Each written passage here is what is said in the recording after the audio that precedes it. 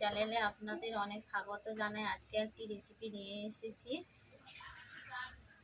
সব শাকই খেয়েছেন, কিন্তু এই শাকটার নাম জানেন তো? সজনে শাক। এই সজনে শাকের ভাজা করে আপনাদের দেখাবো কেমনভাবে আমি গাছ থেকে তুলে এনেছি সজনে পাতা। এই সজনে পাতাগুলো কেমনভাবে তুলতে হয় আপনারা দেখুন, আর ভিডিওটা প্রথম থেকে শেষ পর্যন্ত দেখবেন। দেখার অনুরোধ রইল। ভালো লাগলে লাইক, কমেন্ট, শেয়ার করে সাবস্ক্রাইব করে দেবেন। দেখতেই পাচ্ছেন বন্ধুরা আমি কেমনভাবে সজনে পাতা দেখেছি। এরকম উল্টে করে দেখে নেবে। এই পাতার পেছনে ছোট ছোট ডিম থাকে, ডিম থাকলে আপনারা পাতাগুলো তুলবেন না। আমি তুলে নিচ্ছি পাতাগুলো এরকম ভাবে।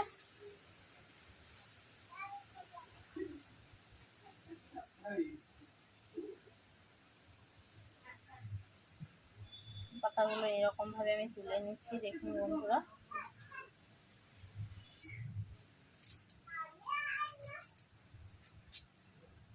শাকগুলো আমি তুলে নিয়েছি পাতা দানা থেকে।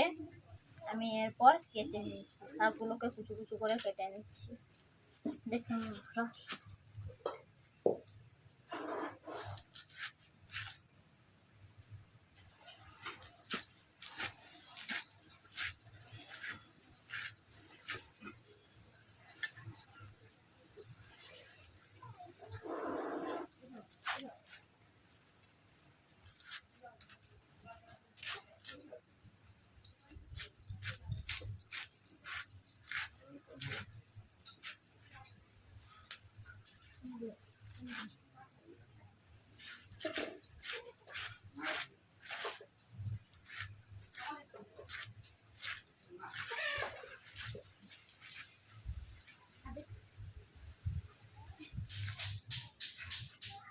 বন্ধুরা দেখতেই পাচ্ছেন আমি কেমন ভাবে শাকগুলো কুচু কুচু করে কেটে নিচ্ছি। গোটা পাতা নেই, এইভাবে শাক কেটে খাবেন। কোনো শাক খুসখুস করবে না, এমনিতেই খসো খসো করে। পাতাগুলো গোটা থাকলে বেশি খসখসে লাগে। বন্ধুরা শাকগুলো আমি কেটে নিয়েছি, এরপর আমি ধুতে চলে যাচ্ছি। বন্ধুরা আমি উনুন জ্বালিয়ে নিয়েছি, কড়াই বসিয়ে দিয়েছি। শাকগুলো আমি ধুয়ে নিয়ে চলে এসেছি। এরপর আমি শাক দিয়ে দিচ্ছি। কড়াই গরম হয়ে গেছে, শাকগুলোকে ভাপিয়ে নিচ্ছি।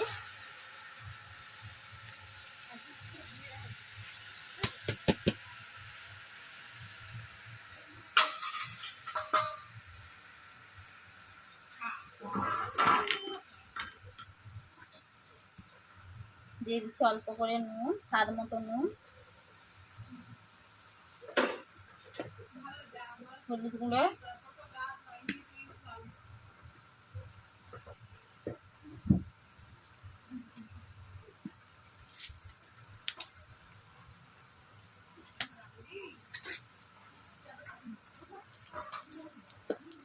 এইভাবে শাকগুলোকে নেড়ে নিচ্ছি, কারণ হলুদগুলো এরকম থাকলে এক জায়গায় গোলা হয়ে যাবে। এই জন্য আমি শাকগুলোকে এইভাবে নেড়ে নিচ্ছি খুন্তি দিয়ে। দেখতেই পাচ্ছেন গোলা হয়ে গেছিল।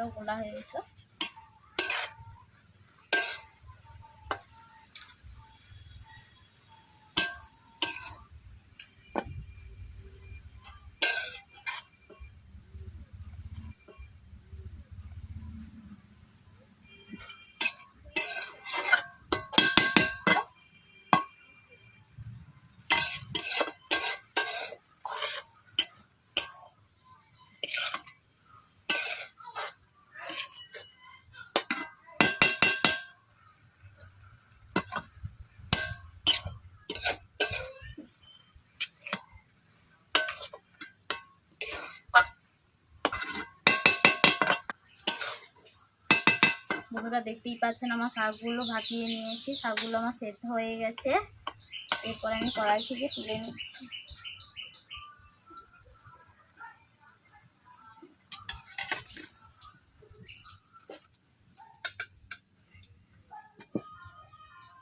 এরপর শাকগুলোকে আমি ছুঁকে নেব।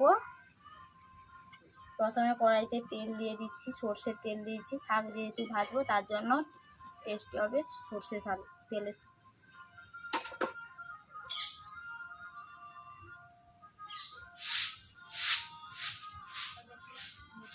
এরপর লঙ্কা দিয়ে দিচ্ছি,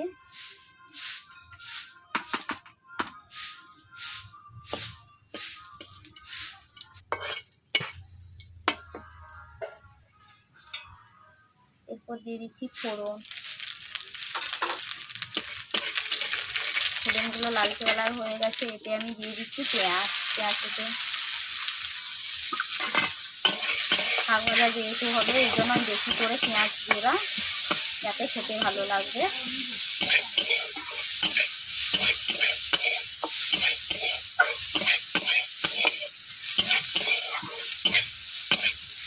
পেঁয়াজগুলো হালকা করে ভেজে নেবো, বেশি ভাজবো না, যেহেতু শাক ভাজা হবে তার জন্য আমি পেঁয়াজগুলো হালকা ভেজে নেব।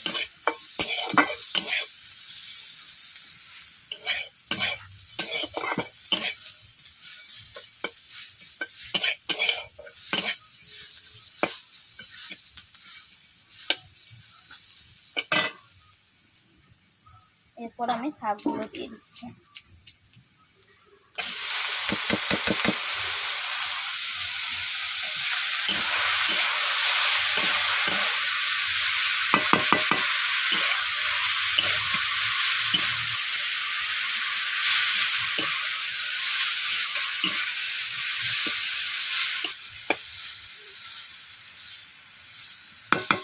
শাকগুলোকে এইভাবে আমি খুন্তি দিয়ে নেড়ে নিচ্ছি, বেশি নাড়বো না।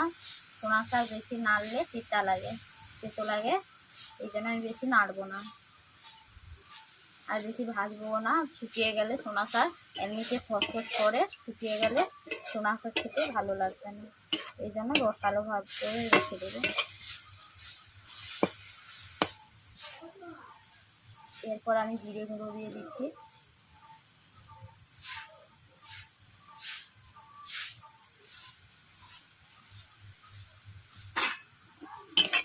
ভাজা জিরে গুঁড়ো দিয়ে দিচ্ছি, দিয়ে এইভাবে আমি নেড়ে নিচ্ছি। এরপর আমি নামিয়ে নেব।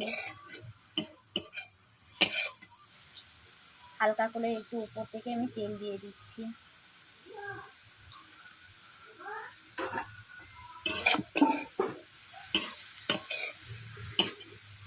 শাকগুলোকে আমি নামিয়ে নিচ্ছি কড়াই থেকে।